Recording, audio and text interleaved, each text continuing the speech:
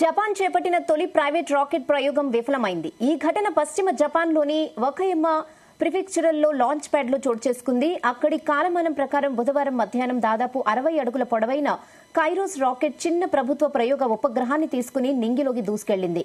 కానీ కొన్ని క్షణాల్లోనే ఇది పేలుడుకు గురై గాల్లోనే అగ్నిగోళంలా మారిపోయింది.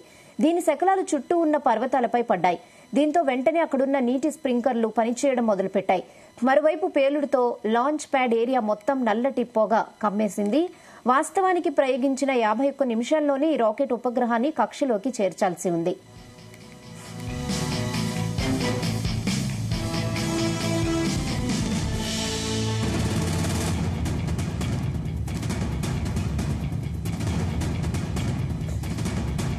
టోక్యోకు చెందిన స్పేస్ వన్ సంస్థ ఈ రాకెట్ ను నిర్మించింది. ఈ ప్రయోగం విజయవంతం అయ్యుంటే ఆ దేశంలో శాటిలైట్ ను కక్షలోకి ప్రవేశపెట్టిన తొలి ప్రైవేట్ సంస్థగా ఇది రికార్డ్ క్రియేట్ చేసేది.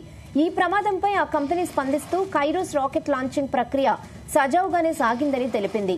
కానీ ప్రయోగాన్ని మధ్యలోనే ఆపేసేందుకు చర్యలు తీసుకున్నట్లు తెలిపింది. ఆ నిర్ణయానికి గల కారణాలను మాత్రం ఎందుకో వెల్లడించలేదు.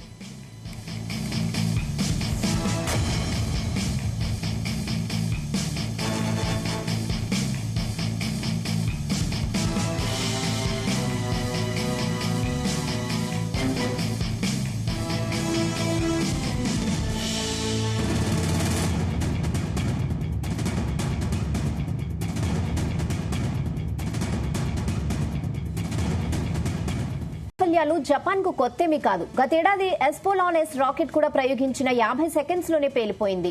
మార్చిలో H3 రాకెట్ కూడా పేలిపోయింది. ఈ ఏడాది ఫిబ్రవరిలో మళ్లీ అదే శ్రేణి రాకెట్ ను విజయవంతంగా ప్రయోగించింది. H3 space X Falcon 9 rocket కు పోటీగా భావిస్తున్నారు. చంద్రుడిపైకి ఒక్క రోజులో వస్తువులను పంపించే సామర్థ్యం సంతరించుకునేలా దీన్ని నిర్మిస్తున్నారు.